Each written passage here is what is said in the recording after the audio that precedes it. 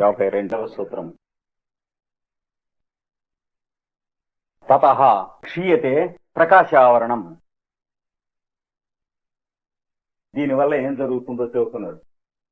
అంటే ప్రాణాయామంలోకి జీవి స్థిరపడేటప్పటికి యమము, నియమము, ఆసనము, ప్రాణాయామం ఇవి ఒకదాని తర్వాత ఒకటి ప్రాక్టీస్ చేసేవి కావని చెప్పాం. సైమల్టేనియస్ గా ప్రాక్టీస్ చేయమన్నాడు. ఇవన్నీ ఇందులో దేంట్లో స్థిరపడితే ఏం జరుగుతుందో చెబుతున్నాడు. ప్రాణాయామమునందు స్థిరపడితే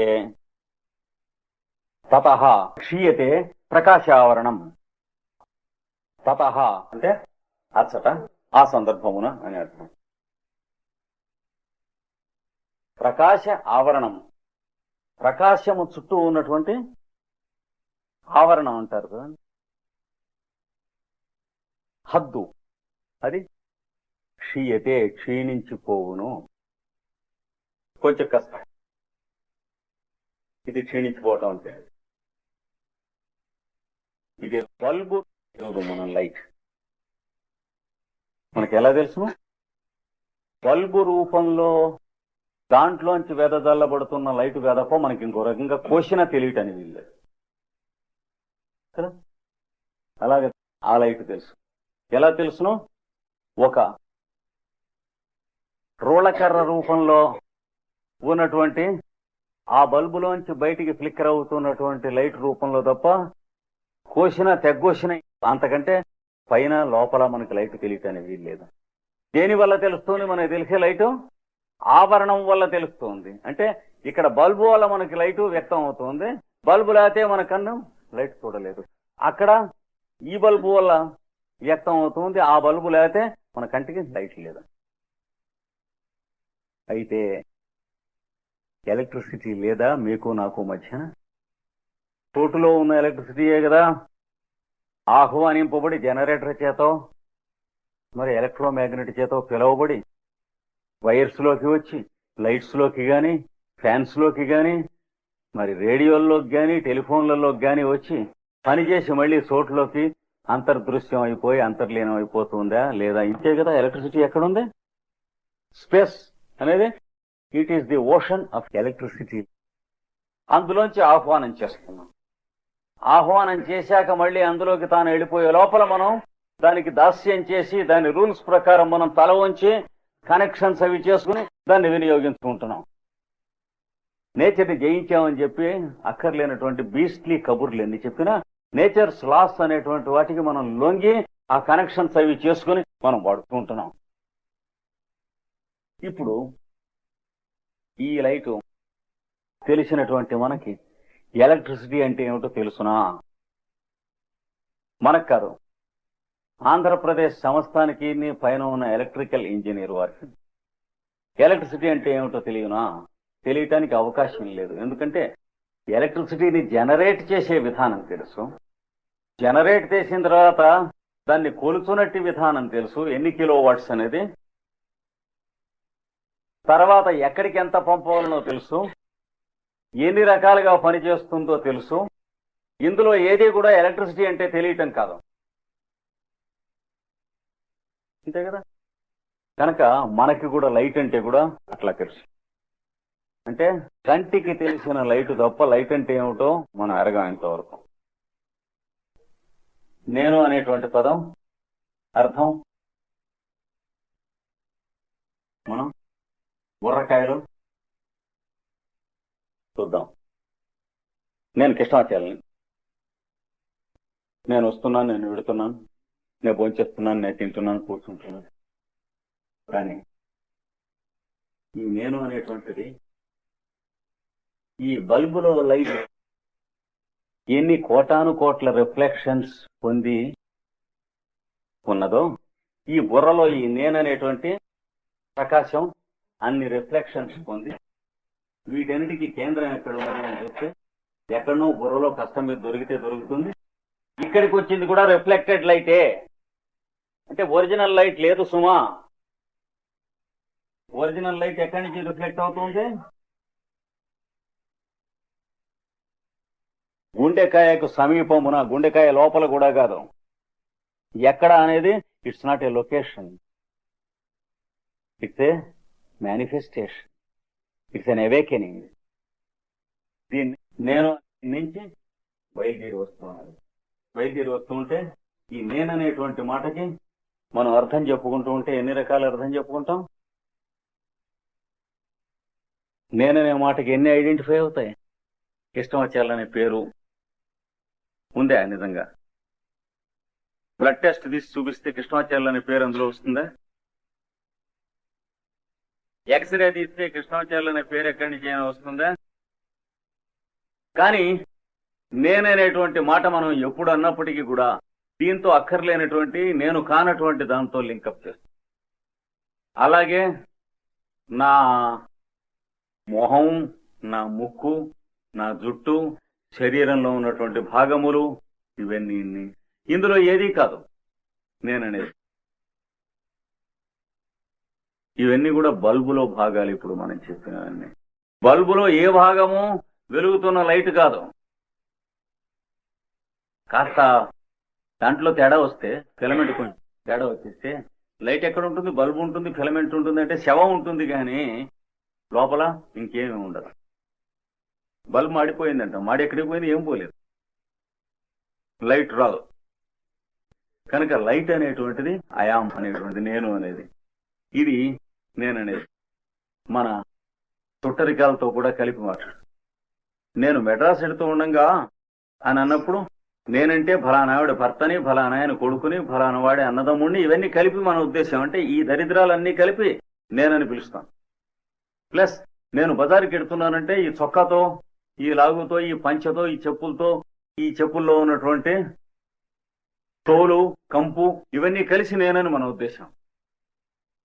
వీటన్నిటితో కూడా నేను ఎడుతున్నానంట, నేను నా చెప్పులు బజారుకి ఎడుతున్నాను అని. కనుక we take things for granted awfully and nastily.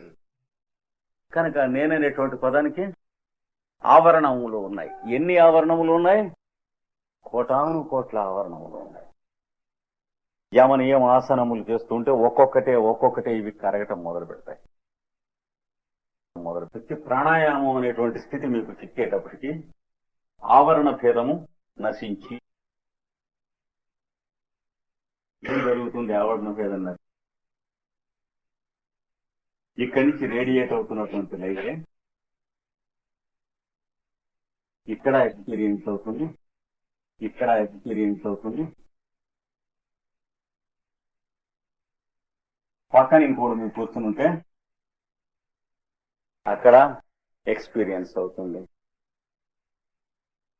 ఒక నదిలో ముంచినటువంటి 2 బిందెలలాగా ఉంటాం కానీ 2 బిందెలలో పెట్టబడిన నది నీరులాగా దరిద్రం రాదు, అయిపోవటం ఉండదు. అక్కడికి వచ్చేటి ఆ స్థితి మారుతుంది. కనుక ప్రకాశానికి ఉన్నటువంటి ఆవరణము తొలగిపోవును.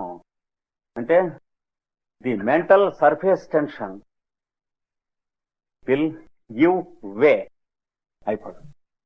నేను మీరు అనేటువంటి స్టూపిడ్ ఐడియాస్ పోతాయి. అంటే మీ ప్రెజెన్స్ లో ఒకలా బిహేవ్ చేస్తాను, నేను ఒంటరిగా ఉంటే ఇంకోలా బిహేవ్ చేస్తాను కదా. అలాంటి జీరో ఎర్రర్ అంతా కూడా ఈ ఇన్స్ట్రుమెంట్ కి పోతుంది. వారి ప్రెజెన్స్ లో ఒకలా బిహేవ్ చేస్తాను, మీ ప్రెజెన్స్ లో ఒకలా బిహేవ్ చేస్తాను, ఇవన్నీ పోతాయి. ఇవి పోయిన తర్వాతనే యోగాభ్యాసంలో చెప్పబడినటువంటి ఎక్స్పీరియన్స్. కనుక ఈయన ఏమంటున్నాడంటే ప్రకాశ ఆవరణం క్షీయతే.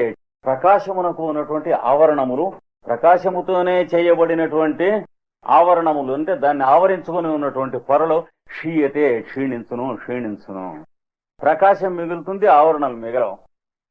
తతః అంటే ఆ పరిస్థితిలో ఇది ప్రాణాయామము స్థిరత్వం వచ్చినటువంటి వారికి, అంటే ఎవరికి ప్రాణాయామము పట్టు చిక్కెనో, అంటే యమ నియమ ఆసన ప్రాణాయామములు అనేటువంటి 4 ఆ 4 కూడా పట్టు చిక్కెనో వారికి ఈ స్థితి వస్తుంది. ఇది ప్రకాశ ఆవరణం తొలగుతుందంటే అప్పుడు చెప్పేవాడు, వినేవాడు, చెప్పబడే సబ్జెక్టు 3 భేదం నశించి ఒకే లైట్ ఉంటుంది. ఈ కారణంగానే సంవత్సరాలు నేర్చుకోవాల్సినటువంటి సబ్జెక్ట్స్ రోజులలో నేర్చుకునేది ఋషులు మొదలైనటువంటి వాళ్ళు. ఏముండదు, వాడి ప్రజెన్స్ లో వీడికి ఆ సబ్జెక్ట్ వస్తుంది, వాడు టీచింగ్ అక్కర్లేదు. దాన్నే జ్వాలకూలుడు ది మెథడ్ ఆఫ్ ఇంప్రెషన్ అన్నాడు. మొత్తం శాస్త్రం అంతా కూడాను ఇంప్రెషన్ అనేటువంటి ఒకానొక ప్రక్రియలో దింపుతారు. దానికి ఆయన వేరే పుస్తకం రాశాడు, డిక్టేట్ చేశాడు, ది సైన్స్ ఆఫ్ ఇంప్రెషన్. అంటే ఆయన ఏ పద్ధతి ప్రకారం అయితే తాను హిమాలయములలో కూర్చొని న్యూయార్క్ లో ఉన్నటువంటి తన శిష్యురాలకి 24 వాల్యూమ్స్ డిక్టేట్ చేశాడో మాట్లాడకుండా, దాని పేరు ఇంప్రెషన్ అంటారు. అంటే లాంగ్వేజ్తో సహా, భాషతో, వాక్యాలతో సహా, పదములతో సహా వీళ్ళ దగ్గర నుంచి వాళ్ళ దగ్గరికి, ఇనుము దగ్గరికి అయస్కాంతం దగ్గర నుంచి పక్కన పెడితే ఎలా అయితే సంక్రమిస్తుందో అలాగా సబ్జెక్టు సంక్రమించడమే కానీ టీచింగు, లెర్నింగు అనేటువంటిది కాదు వాళ్ళ మెథడ్. దాని గురించే జ్వాలాకులుడు టెలిపతి అనేటువంటిది ఒక బుక్ రాశాడు, టెలిపతి అండ్ ఈథరిక్ వెహికల్ అనేటువంటిది. అందుకని మనకి వెనకటి రోజుల్లో ఋషుల గురుకులాల్లోనూ అక్కడ కూడా 12 ఏళ్లు వ్యాకరణ శాస్త్రం చదివాడు అంటే యూస్లెస్ ఫెలో అనమాట. అట చదువుకోలేదు వాడు, 12 రోజుల్లో చదువుకున్నట్ట ఒకడు. లేదా గురువు గారు చెరువు దగ్గర కూర్చోబెట్టి చెప్పేసేసారు, చెప్పేస్తే జ్యోతిష్ శాస్త్రం అంతా వచ్చింది. అంటే వాడి ప్రెజెన్స్ లోంచి వీడి ప్రెజెన్స్ లోకి ట్రాన్స్మిషన్ జరుగుతుంది తప్ప టీచింగు వీడి బుర్రలోకి ఇంజెక్షన్ చేయటం కానీ, ఇన్ఫెక్షన్ చేయటం కానీ, బ్రెయిన్ వాషింగ్ చేయటం కానీ ఇట్లాంటి వెటర్నరీ మెథడ్స్ ఉండవు. ఇప్పుడు ఉన్నటువంటి టీచింగ్ మెథడ్స్ లో తర్ఫీదు పొందిన వాళ్ళు పరిస్థితి ఏమిటి? పాప మొహం ఎలా ఉంది ఏంటంటే ఎంఏ పేస్తాడండి, తెలుస్తూ ఉంటుంది. చెప్పాక చెప్పోదా అదిరయ్యా అన్నాడే అట్లాగా. మీరు మీరు పోస్ట్ గ్రాడ్యుయేషన్ పుచ్చుకున్నారా అంటే తేప్యం మొహం తెలుస్తూ ఉంటుంది అనమాట, ఎలక్ట్రిక్ షాక్ కొట్టినట్లు. అలాంటివి ఇప్పుడు మనం ఎరుగున్నటువంటి టీచింగ్ మెథడ్స్. అంటే సన్నైపోయి రుద్దేశిస్తూ ఉంటారు పిల్లలు. అన్ని టెక్స్ట్ బుక్స్ వాళ్ళ చేత మెమరైజ్ చేయించడం అనేటువంటి క్రూడ్ అండ్ ఇన్హ్యూమన్ మెథడ్ లో ఉన్నాం ఇప్పుడు ఈ సెంచరీలో. మనం చాలా బ్యాక్వర్డ్ లో ఉన్నాం. రాబోయే సెంచరీలోకి ఈ 10-20 ఏళ్లలో అనేకమైన స్టన్నింగ్ చేంజెస్ వస్తాయి. దానికి నిలబడి అందుకోగలిగినటువంటి వాళ్ళం అందుకుంటాం, లేనటువంటి వాళ్ళు మిగతా వాళ్ళు వెనకబడిన జాతులు అవుతారు భారతదేశం వాళ్ళు. కనుక ఇక్కడ తతః క్షీయతే ప్రకాశావరణం అన్నటువంటి మాటకి, ప్రకాశావరణం వాడికి క్షీణించిపోయి వాడు వెలుగుగా వీడు వెలుగుగా ఉంటారు. ఇద్దరు కూర్చున్న చోట ఒకే వెలుగులో 2 శరీరాలను 2 మైండ్స్ ఉంటాయి తప్ప 2 వెలుగులు గాని 2 నేనులు గాని ఏం ఉండవు. ఇది జరిగేటువంటి మార్పు. ఏది ప్రాణాయామము అనే స్థితి వచ్చినప్పుడు. తర్వాత నెక్స్ట్ స్టెప్ ఏమిటన్నారు? ప్రాణాయామం అయిన తర్వాత ప్రత్యాహారము, దాని తర్వాత ధారణ. దానికి కావలసిన బేస్మెంట్ ఏర్పడుతుంది. ఇది రాకపోతే ఏది ఇప్పుడు చెప్పినటువంటి కామన్ లైట్ అంటే శరీరంలో మనిషి ఉంటాం అనేటువంటి తుచ్చ స్థితి దగ్గర నుంచి మనిషి అనేటువంటి వెలుగులో శరీరాలు ఫ్లోట్ అవుతూ ఉంటాయి. 2 అయినంతే, 10 అయినంతే, 30 మంది అయినంతే. ఆ స్థితికి వస్తేనే ధారణ అయినటువంటిది వీలవుతుంది. కానీ ఎవడి శరీరంలో వాడు ఉంటుకుంటూ ఉన్నటువంటి దరిద్ర స్థితిలో ధారణ లేదు, సమాధి లేదు. వాడికి కూర్చోబెట్టి సమాధి చేయటం. ఎవడి దేహంలో వాడు ఉంటున్నట్ట అంటే ఎవడింటో వాడు, ఎవడి వంట వాడు ఉడుకు తింటున్నట్ట, లోకోపకారం అన్నట్టు. ఏం లాభం లేదు.